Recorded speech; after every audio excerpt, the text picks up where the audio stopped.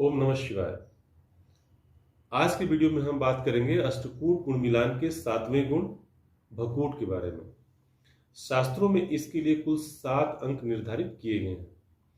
और आज हम फिर से बात करेंगे मोबाइल ऐप्स की और कंप्यूटर सॉफ्टवेयर्स की, जिनके द्वारा हम कुंडली मिलान करते हैं। दर्शकों, मैं हूं पंडित अनूप मिश्रा। मैं पिछले 28 वर्षों से ज्योतिष और वास्तु के अध्ययन और अध्यापन में हूं। और यदि आप इस चैनल पर पहली बार आए हैं तो ज्योतिष और वास्तु के विषयों को आसान शब्दों में समझने के लिए इस चैनल को सब्सक्राइब करें और बेल आइकन दबाना न भूलें, क्योंकि इसी के द्वारा हमारे आने वाले वीडियो की नोटिफिकेशंस आप तक पहुंचती है।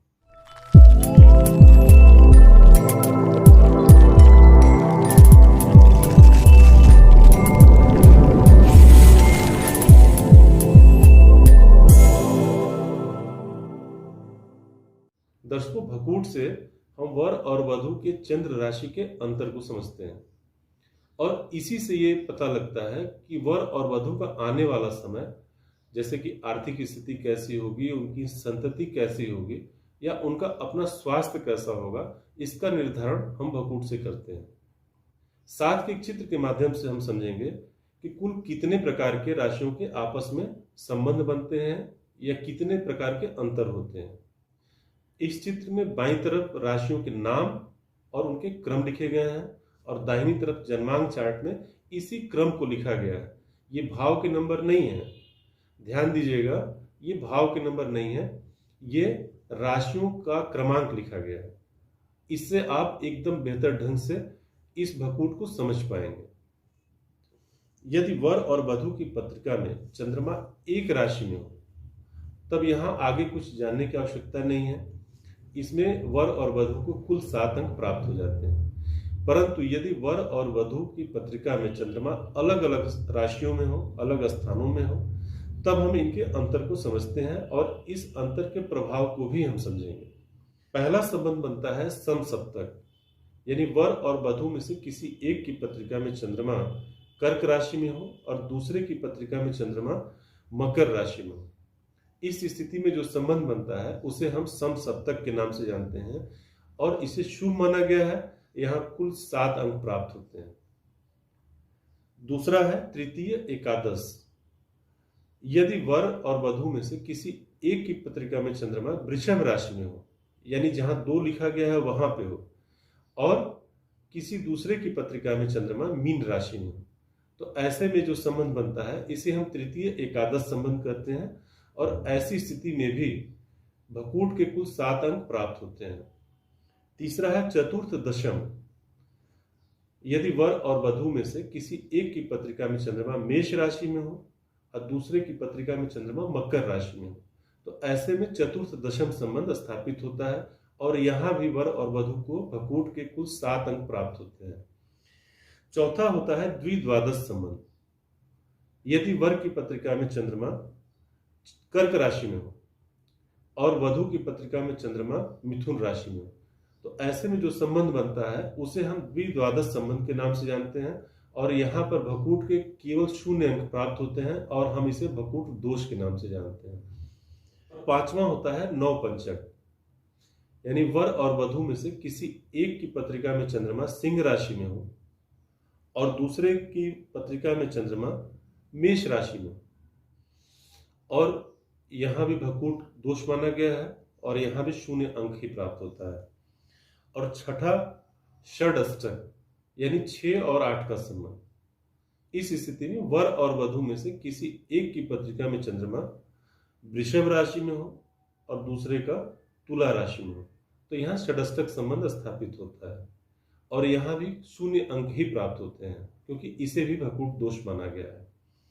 तो जैसा कि आपने देखा, इनमें से पहले 3 संबंधों यानी समसप्तक, तृतीय एकादश और चतुर्थ दशम को कुल 7 अंक प्राप्त होते हैं और इन्हें शुभ माना गया, जबकि अगले 3 संबंधों में यानी द्विद्वादश, नवपंचक और षडष्टक, इन संबंधों को भकूट दोष माना गया और यहाँ 0 अंक ही प्राप्त होते हैं।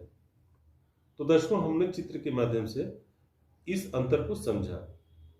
अब जो 3 अंतर जहां पर कि हमें 0 अंक प्राप्त हो रहे हैं, उसका फल क्या होता है, क्यों इन्हें बुरा माना गया। तो पहला, नौपंचक, यहाँ पर संतति को लेकर के शंका होती है कि वर और वधु की आगे संतति नहीं बढ़ पाएगी, इसलिए यहाँ पर 0 अंक प्राप्त हुआ। दूसरा, द्विद्वादश संबंध, इससे यह माना जाता है कि वर और वधु की आर्थिक स्थिति प्रभावित होगी, इसलिए इसे भी त्याज्य माना गया। और तीसरा, षडष्टक, इसमें वर और वधु में से किसी एक की मृत्यु संभावित होती है, इसलिए इस दोष को सबसे बड़ा माना गया और यहां भी 0 अंक प्राप्त होते हैं। अब हम बात करते हैं दर्शकों इन भकूट दोष के परिहार की। कई बार कुंडली में यह देखा जाता है कि इनका स्वतः परिहार हो जाता है। मोबाइल ऐप्स में, कंप्यूटर सॉफ्टवेयर्स में, जैसा कि मैंने पहले कहा था आपसे कि ये इसी परिहार की बात नहीं की जाती है, वहां इन संबंधों में सीधे सीधे 0 अंक दे दिए जाते हैं, जबकि विवेचना करने पर यह समझ में आता है कि यहाँ पर 0 नहीं बल्कि पूरे अंक प्राप्त होंगे, क्योंकि शास्त्रों में इसका स्वतः परिहार भी होता है, यह भी बताया गया है। इसमें से पहली कंडीशन है कि यदि वर और वधु की पत्रिका में चंद्रमा जिन राशियों में है, इन राशि के स्वामी एक हो। जैसे कि यदि वर की पत्रिका में चंद्रमा मेष राशि में हो और वधु की पत्रिका में चंद्रमा वृश्चिक राशि में, तो ऐसी स्थिति में षडष्टक संबंध तो बनता है, परंतु इन दोनों राशियों के स्वामी मंगल, इसलिए इसका स्वतः परिहार हो जाता है। एक और उदाहरण के माध्यम से बताता हूं। यह उदाहरण है द्विद्वादश संबंध का। जैसे वर और वधु में से किसी एक की पत्रिका में चंद्रमा मकर राशि में हो और दूसरे की पत्रिका में चंद्रमा कुंभ राशि में हो, ऐसी स्थिति में भी द्विद्वादश संबंध होते हुए भी इसका स्वतः परिहार होता है, क्योंकि इन दोनों राशियों के स्वामी शनि है। और दूसरी कंडीशन कि यदि वर और वधु की पत्रिका में चंद्रमा जिन राशियों में है, इन राशियों के स्वामी परस्पर मित्र हो।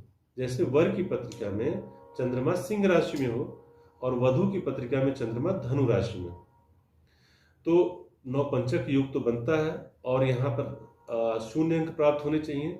लेकिन इन दोनों राशियों के स्वामी, यानी सिंह राशि के स्वामी सूर्य और धनु राशि के स्वामी गुरु, ये परस्पर मित्र हैं, इसलिए यहाँ पर इस सिद्धांत के अनुसार स्वतः परिहार हो जाता है और वर और वधु को कुल 7 अंक प्राप्त हो जाते हैं। तो दर्शकों, इस वीडियो में इतना है। वीडियो कैसा लगा कमेंट बॉक्स में बताएं, वीडियो को लाइक करें और आगे शेयर करें। धन्यवाद।